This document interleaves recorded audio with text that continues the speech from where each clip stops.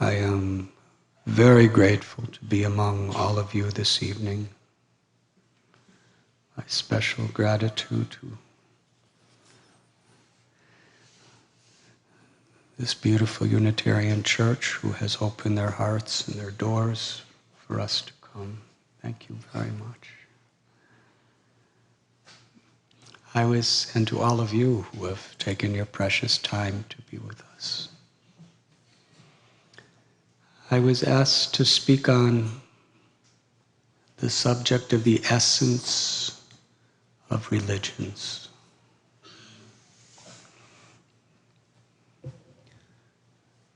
I remember many years ago when I was searching for a spiritual path.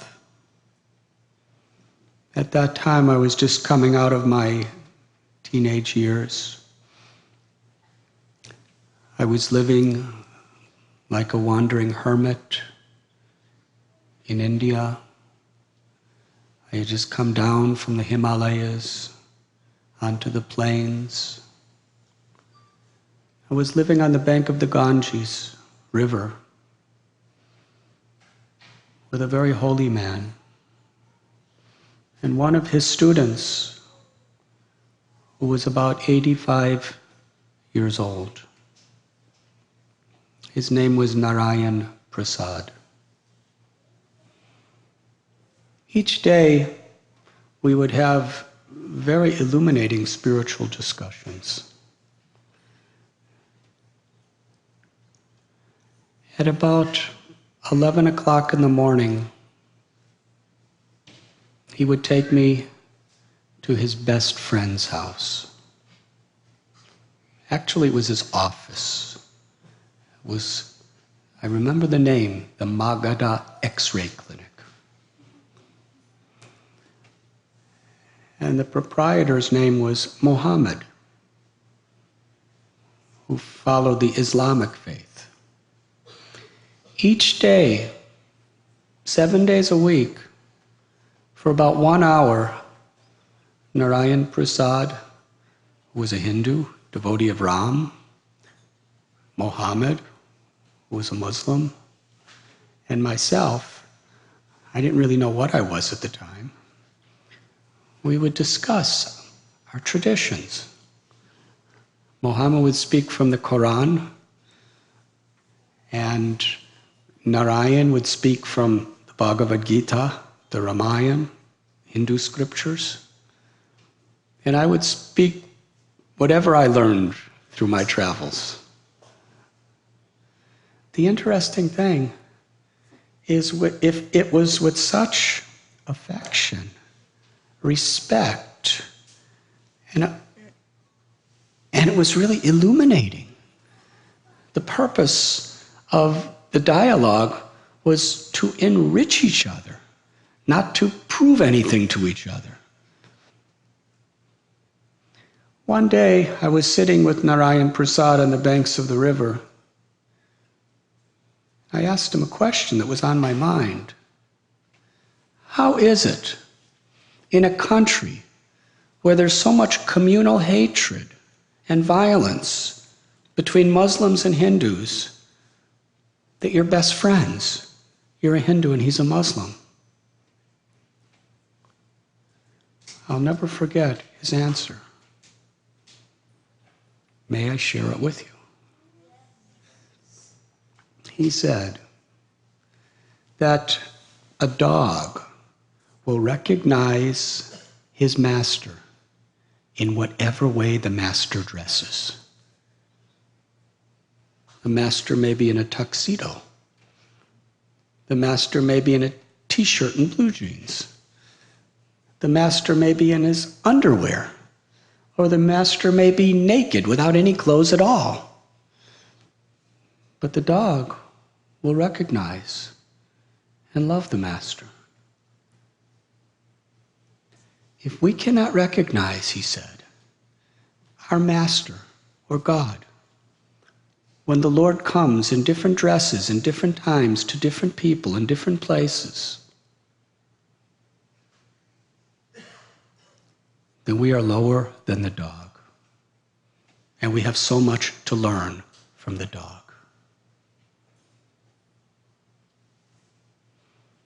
This struck me.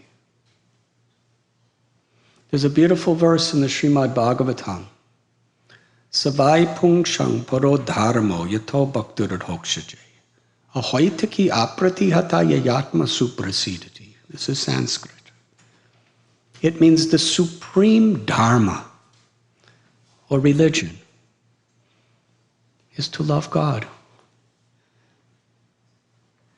That love must be, to the degree it is unmotivated by any selfish egoism and uninterrupted by any circumstances they may come upon us, it actually satisfies the heart. In my travels of studying different faiths and so many other things, I found that in every spiritual tradition, there are those who strongly believe and profess that my way is the only way. And anything that's possibly outside of my interpretation of scripture and tradition is dangerous to the world and must be, as far as possible, eliminated. I found Christians who believe that, Muslims who believe that, Buddhists who believe that, Hindus who believe that, Jains and Parsis who believe that, Sikhs who believe that. I found Jews who believed they were the chosen people. If you're not chosen, that's your problem. It's not mine.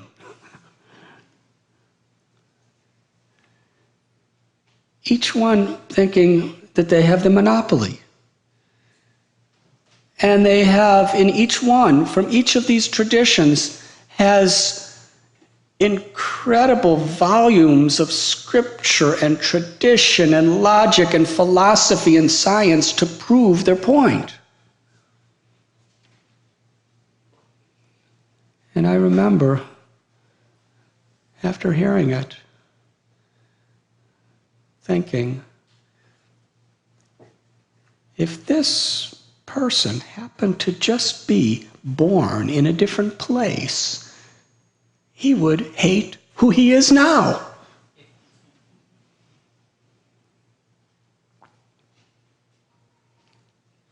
It's a type of indoctrination. What really is the essence? I also found universal people who were really seeking the essence, who, if you see the essence in your own tradition, you see that same essence in other spiritual paths. If you don't see it in others, what that really means is you probably don't see it in your own.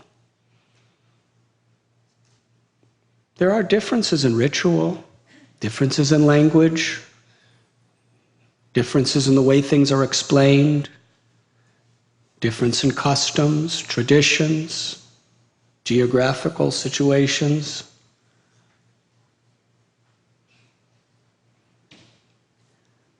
But what is the real essence that is the common goal of all great spiritual traditions? I'll give you another personal example. One time, I was at Ohio University in Athens, Ohio. I was teaching there a vegetarian cooking class. And we were getting about 200 to 300 students for each class every Wednesday evening. It's quite popular. Not because I was such a great teacher, but because we served a dinner out afterward. And it was free. And students like free dinners. The way I taught is I tried to be humorous enough to divert people's attention so they didn't realize I really didn't know how to cook very well. But anyways, one day before the class, I was sitting on the campus lawn, they call it the campus green, and I had a harmonium, just like our Gopi Gita was playing, this nice acoustic instrument. And I was singing prayers. And there were two people sitting down next to me, two students listening. On the other side of the campus green, there was a preacher, a really fiery preacher. He had about 200 students in a circle around him. And I was hearing bursts of laughter every few seconds. So I was kind of listening, and I heard him saying, he'd point at one student, "Cigarette, you will be condemned to hell." He saw another student, boy and girl, holding hands, "Fornication, you will be damned forever." And he was saying this, and all the students were laughing at him.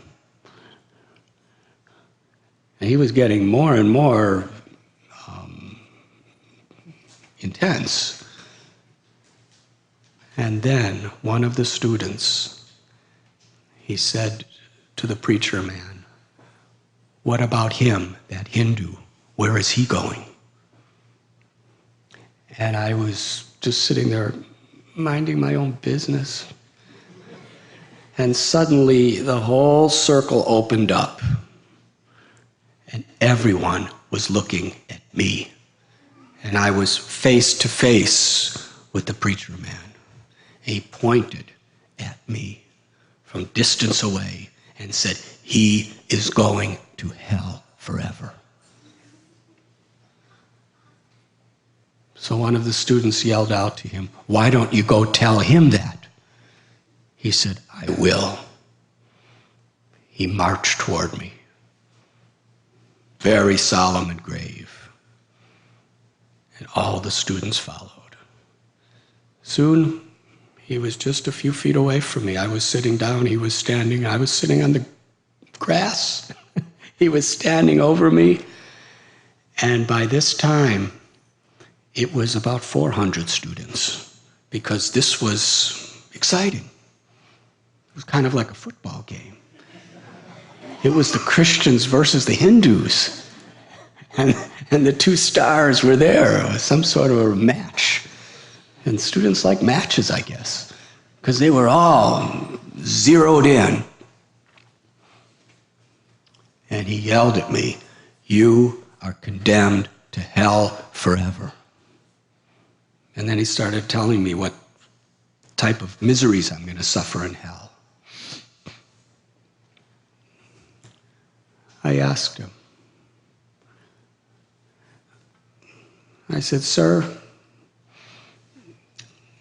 if you believe I'm going to hell, that's all right. But I just have one question for you. Where are you going?" He said, "I am going to heaven." And then he explained the reasons he was going to heaven. I said, "Well, if you're going to heaven, I think I'll be much happier in hell. Because if heaven is filled of judgmental, fanatic people like you, I think I really will be happier in hell." All the students roared with laughter, much more than all of you. You're a pretty subdued audience.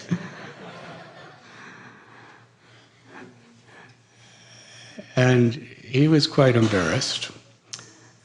And then I asked him, "Why am I going to hell?" And he said, "Because you worship Krishna." I said, "Well, do you know what Krishna means?" He said, "Yes." I said, "What?" He said, "A false god." I said, "Well, can I tell you what Krishna means?" He said, "I already know. It's a false god." Let me ask you a question, I said. Is your God all beautiful? He said, yes. Is your God all powerful? Yes. Is your God all merciful? Yes. Is your God the proprietor of everything that exists? He said, yes. Is your God supremely famous? Yes. Is your God all attractive? He said, of course my God is all attractive. I said, well, the name Krishna means the all attractive one. So if your God's all attractive, that means your God is Krishna.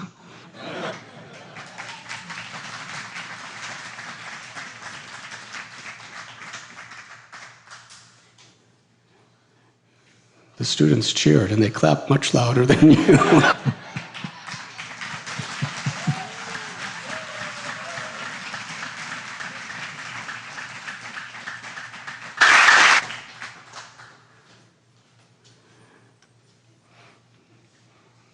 I said, there's one God, and that one God is supremely all attractive.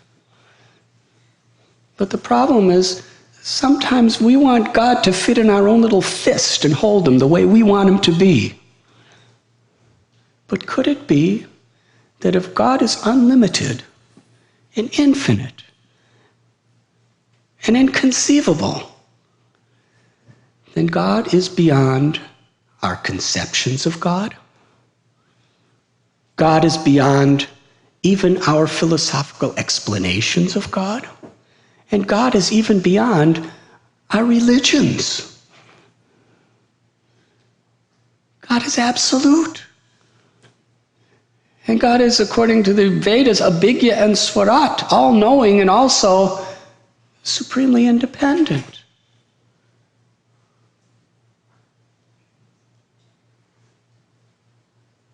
Yes, and this makes God all attractive. And God has attracted people's hearts in different ways in different times. He said, I have to think about that. It turned out that he started coming to the vegetarian cooking class.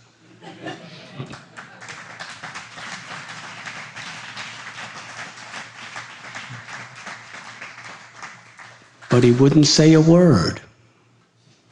Actually, I'll tell you what really happened, is he tried to stop the vegetarian cooking class. He went to the dean of students and told him that I was proselytizing a dangerous religion in the name of vegetarian cooking. So they closed it. Now, I was from the 60s. We were kind of born and raised into revolution and standing up for our rights. So I was at the door of the class when it was supposed to be, and it was locked, and it said canceled. And all the students came, and I said, is there anything wrong with this class? If there isn't, then make a petition, and all of you march into the dean's students and say, we demand our rights, and we like this class, and it's unfair to stop it. They did it. So the dean of students told this person,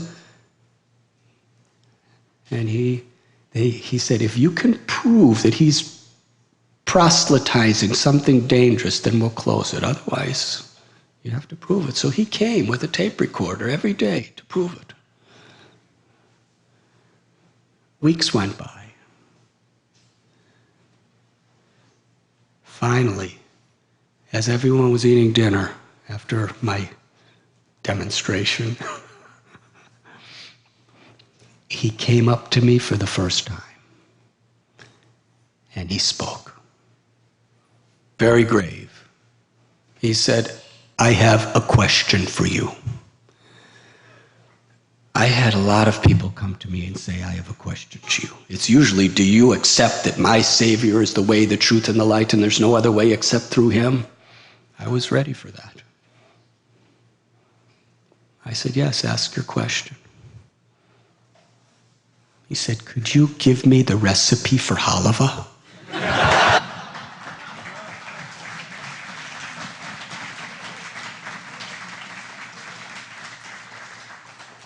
halva is kind of everyone's favorite sweet in India.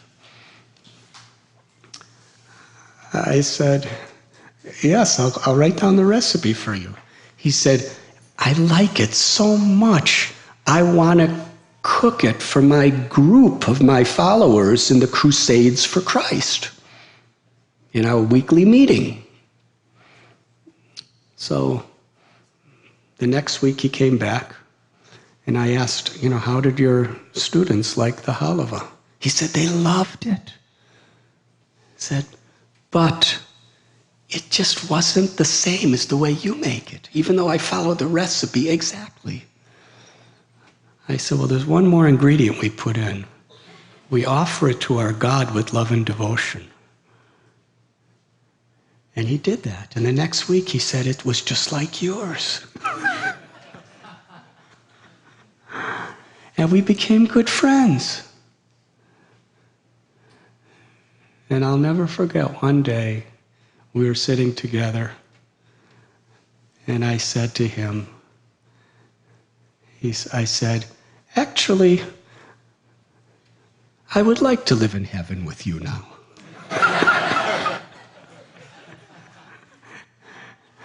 And he said, I've learned so much by our relationship that I'm looking forward to living in heaven with you. So there was a transformation due to somehow opening our hearts and having relationship. Yoga means in Sanskrit to reconnect, to reunite, or to harmonize the body, the mind, with the living force, the soul within the body. And religion comes from the Latin word religio, which means to bind back to our essence. In the Bible, Jesus says, what is the use? What is the use if you gain the whole world but you lose your eternal soul?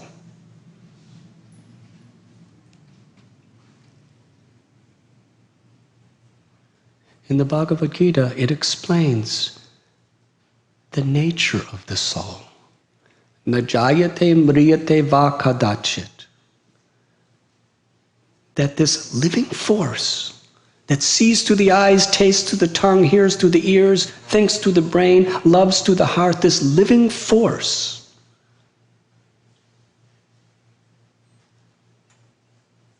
its presence in the body differentiates a dead body and a living body. Because when somebody's dead, immediately after, all the components of the body are still there intact. But we cry because the person we loved has left that body. Who is that person? That living force is eternal, full of knowledge, full of bliss. Nahanyate hanyamane sarire, not slain when the body's slain. Mamaivam so jivaloke, that life force, the soul within us, is a part of God. It is divine and it is sacred. And its natural potential is unmotivated love. But the ego, or the ahankar, is a type of ignorance that separates our awareness from who we really are. Makes us think that we're disconnected from God, from our soul. Makes us think that we're disconnected from other living beings or from nature. True Dharma, true religion, is to reconnect us to this awareness that is dormant within everyone, and it's our greatest potential. We are all looking for happiness. That happiness is within us.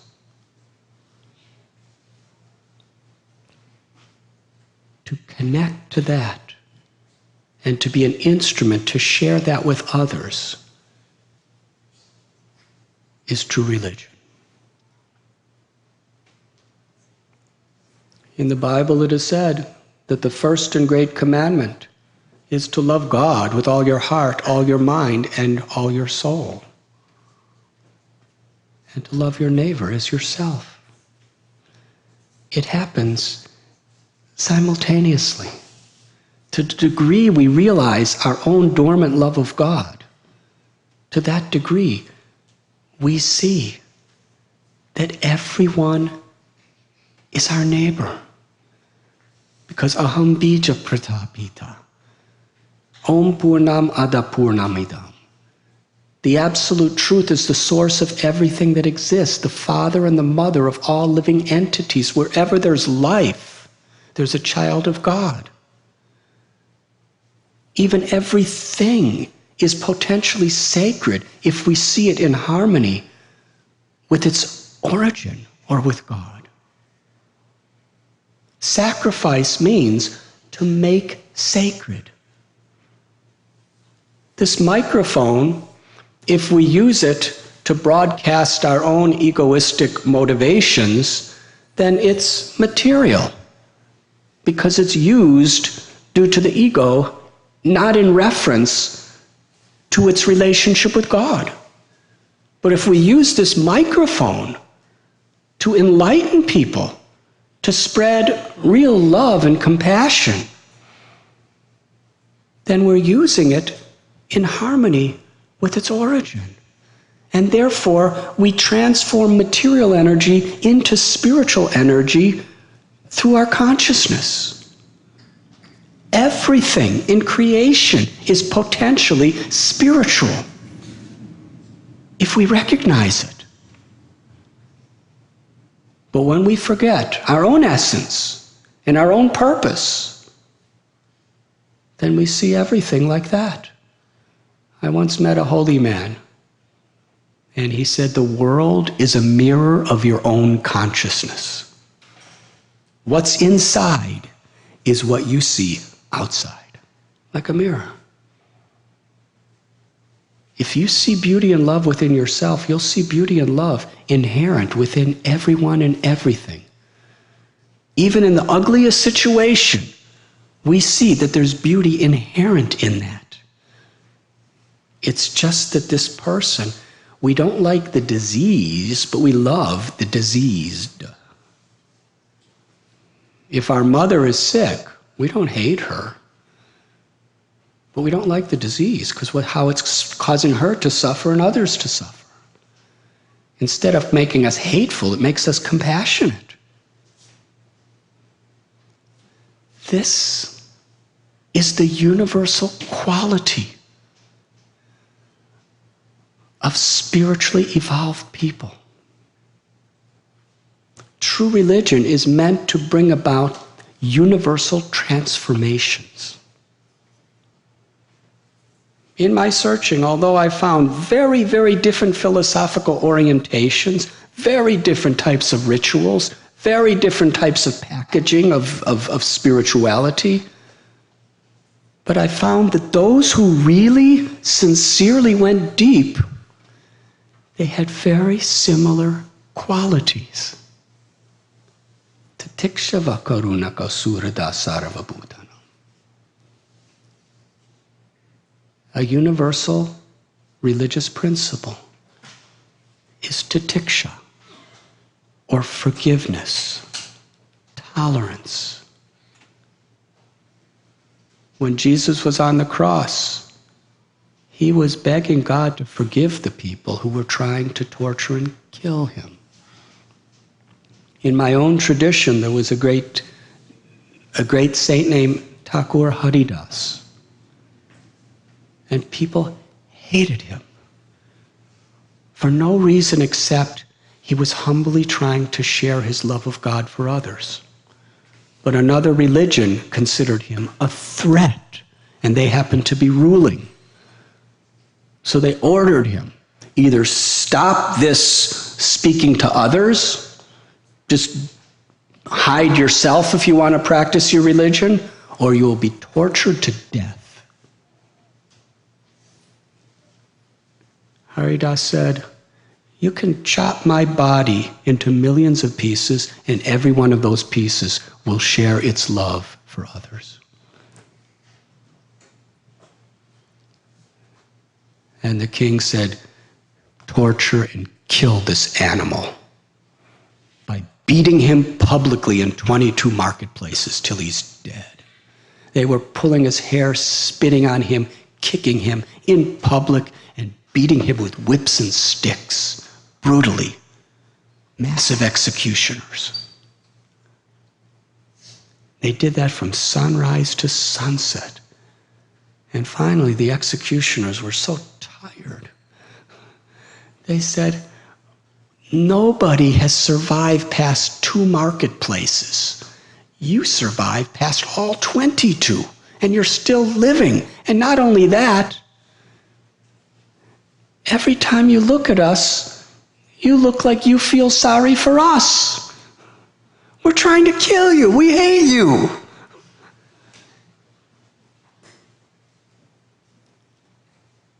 And Haridas had tears of compassion in his eyes.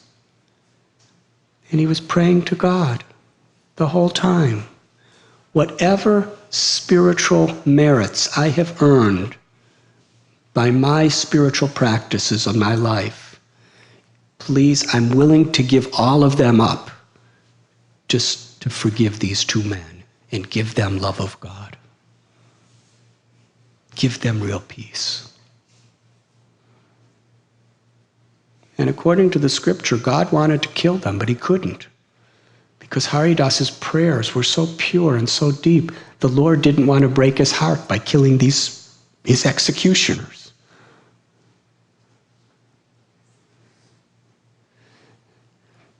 The men said, all right, whatever you say, but because you're still living, we're going to be killed.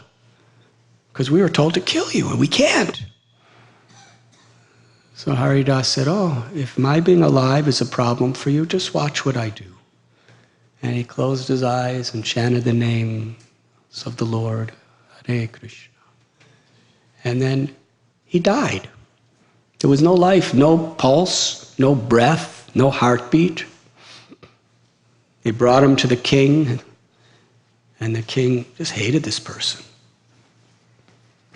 Some were saying, let's burn him. They said, no, if we burn him, then he'll get freed from his sins. Other people said, let's bury him. He said, no, don't bury him, because he'll attain paradise if we bury him. Throw him in the river like a piece of garbage. So they took his body and threw it in the river. And he went underwater and he floated downstream. And then he came back to life. There's a yogic siddhi called samadhi, where you can stop all your bodily functions and just keep your life force within your body without any life symptoms. I've seen it myself in the Himalayas. Yogis demonstrate this. So he came out of the water. Now, probably for most of us, we would have probably run into the forest so that they didn't know I was still alive. You know what Haridas did? He walked right back to the town, right back to the palace, and right back to the king. And he came right back to the executioners. Says, I want to give you another chance. God is not a sectarian personality like you think he is, like we are. There's one God. Some people call him by the name of Allah, some by Jehovah, some by Krishna, Rama. He has many names. Just like the sun in the sky. In India, they call the sun Surya. In Mexico, I think, Sol. Every language practically has a different name for the sun. But it's not that it's a Mexican sun, or it's American sun, or it's an Indian sun, or it's a Chinese sun. It's the same sun, different names, and appears at different times to each of us. So Haridas explained, God has many names, but he's one. And the purpose of life is to love him. And once you love him, you'll love him wherever you see him. he forgave them. And they transformed, and they had to fall at his feet and say, yes, what you're saying is true. He was simply concerned with their welfare. This is a universal principle, forgiveness. Throughout history, we find in the name of religion something that's very opposite from its spirit. Jesus said in the Bible, you understand the letter of the law, but you do not understand the spirit and the power behind it. The letters of different traditions, even with any particular tradition, there's all sorts of differences. But it takes a rare and specially sincere person to tap into the spirit behind it. That is all important. Today, in a spiritual science where the original intent, the eternal intent, is to bring about forgiveness and love, people take those same words and it creates vengeance and hatred. Vengeance that goes on generation after generation after generation.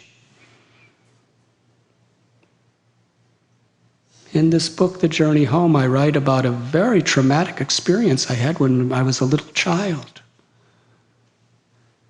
I went into the basement of my best friend. I was about 7 or 8 years old.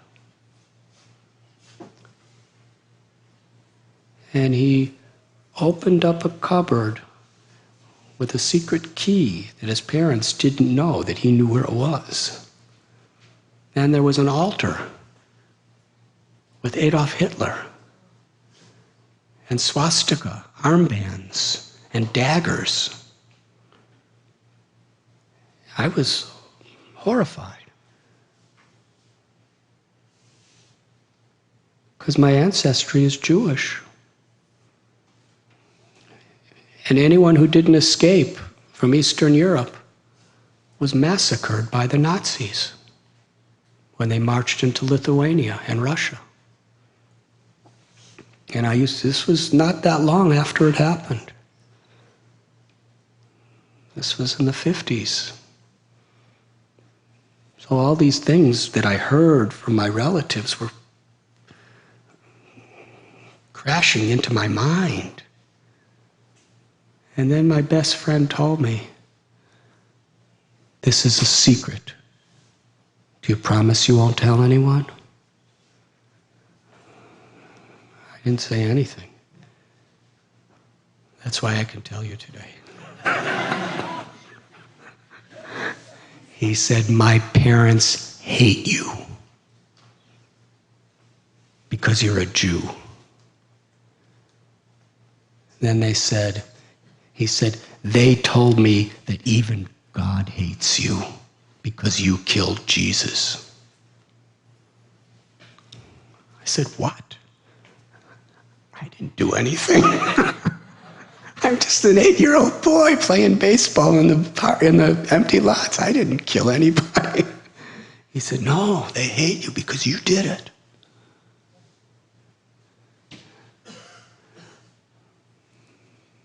I was mortified. I was always taught that God is a loving God, and that those who love God love each other. This was such a contradiction. But it was real.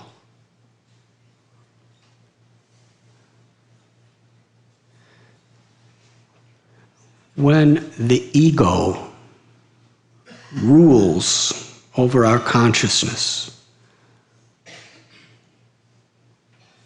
it can create conflict and hatred politically, in business, but the most dangerous dimension is is when the ego comes into religion.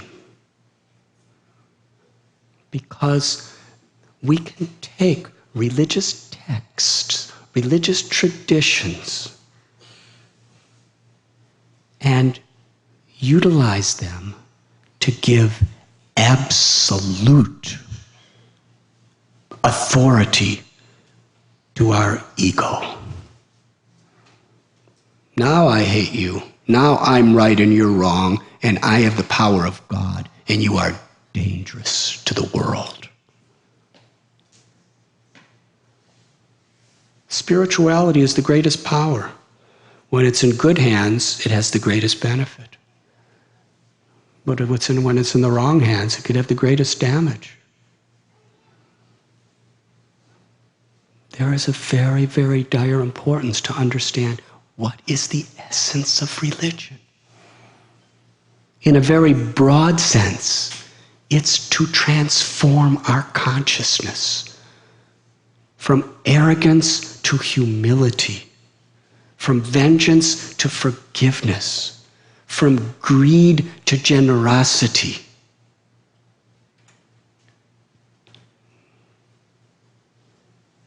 And most of all, it is meant to connect us to the love within us so that we can be instruments of compassion in everything we do. This is the universal principle of religion, to absorb ourselves in the love of God and to be truly, genuinely compassionate to all living beings. One great saint, Bhakti Vinod, he sang, Namaruchi Jivanoi Sarva Sastra Sar. That means absorbing ourselves in the name of God with love and showing compassion, kindness to all living beings. That is the essence of all religion.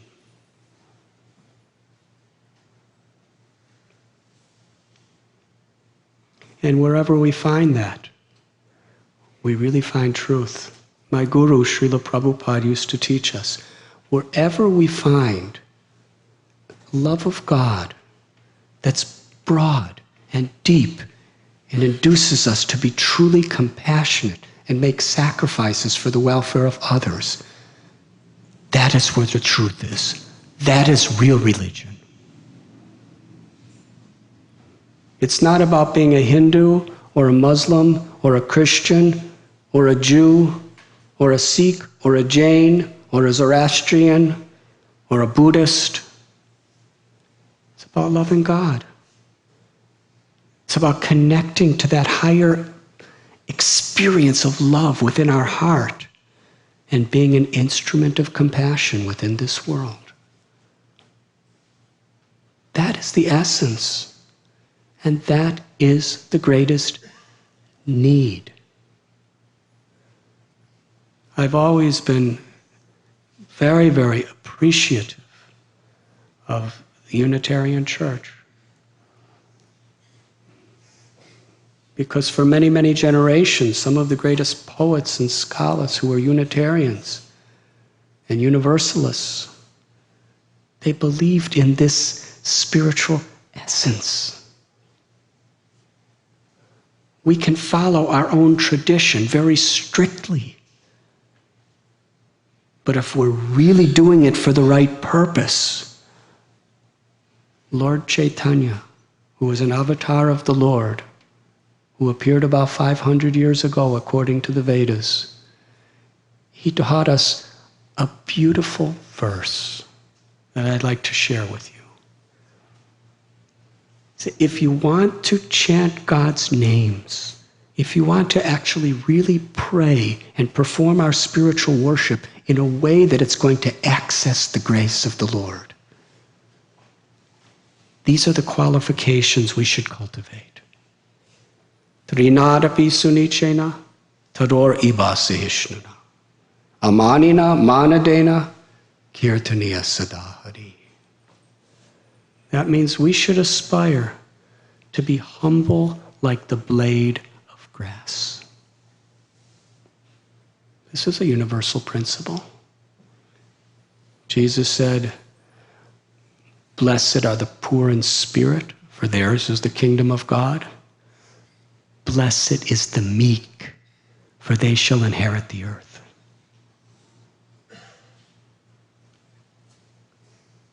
It's a universal principle.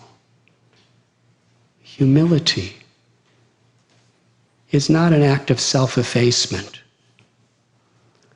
It's not a consciousness where I just think I'm so terrible and I'm so bad and I'm so useless that I become depressed. Humility is not negative. Humility is supremely positive.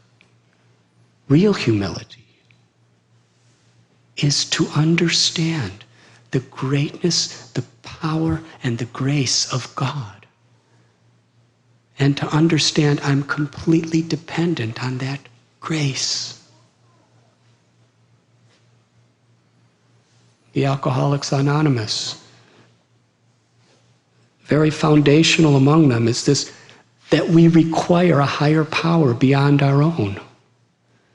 That's humility. When we actually are humble, we take our joy not in our limited skills, but we take our joy in God's unlimited love, grace, and power. And in doing that, we connect to that. Real humility inspires us, liberates us, and empowers us with divinity way beyond our own self. Real humility protects us from being envious of somebody who can do better than me. Why? Because we understand if God is giving this person some power, beautiful. Real humility, instead of competing with others, we cooperate with others because we can honor and respect them. It protects us from envy of those who do better, and it protects us from being arrogant and condescending to those who we can do better than we can.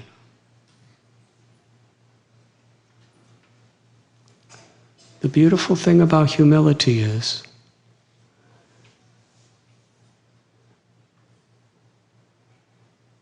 that one has the highest virtues, the highest qualities. One thinks themselves very small because they know that the power is not mine. More humble than a blade of grass. More tolerant than a tree. That means very, very forgiving, thinking about the welfare of others. What is the nature of grass? We walk on it. And what is the nature of a tree? In the summer, the tree will stand right under the hot noonday sun and give us shade to keep us cool. In the winter, the tree will stand covered with ice and give us wood to keep us warm. And if you chop down the tree,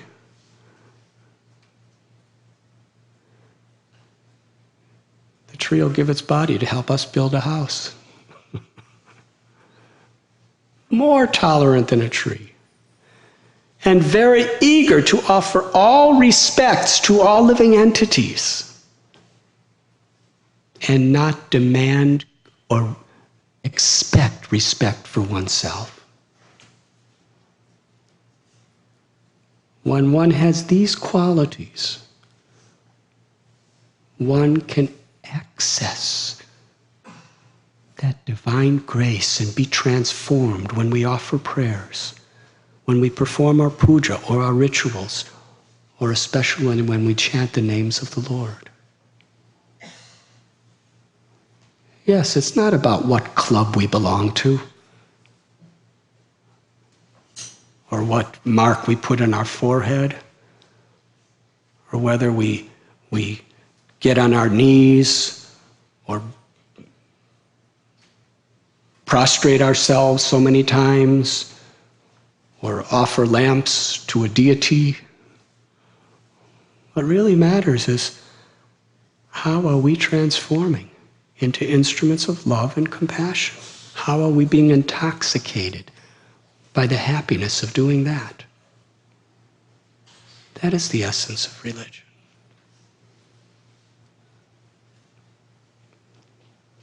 Thank you very much.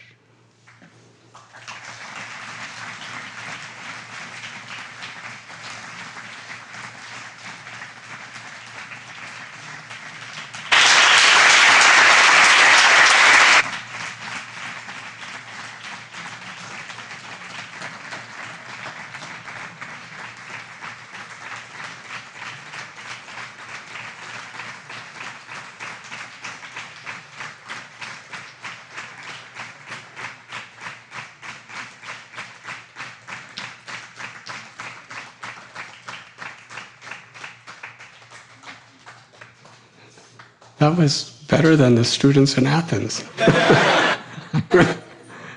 Our very beloved Gopi Gita, she was singing with Kapila and Gopinath and Chaitanya. They're singing of this Maha Mantra, Hare Krishna, Krishna Krishna, Hare Hare, Hare Rama, Rama Rama, Hare Hare. Within our tradition, the chanting of these names that we chant, names of God, are meant to cleanse our hearts. My guru gave a very beautiful example. He said, when water falls from a cloud, it's transparent and pure. But when it comes in the ground, it becomes muddy. The mud is not water. It's something added to the water. When you filter the water, you bring it back to its transparent state. Originally, the nature of the soul is to love God and be compassionate, to love every living being. But being in contact with the ego and with avidya, ignorance, it accumulates more and more of the dirt of greed and arrogance and envy and lust and anger and illusion. And we think that that's me. But spiritual practice, and this chanting of God's names, filters the consciousness simply to bring it back to its natural, transparent, divine state, where we access the love that we're all seeking. Thank you again.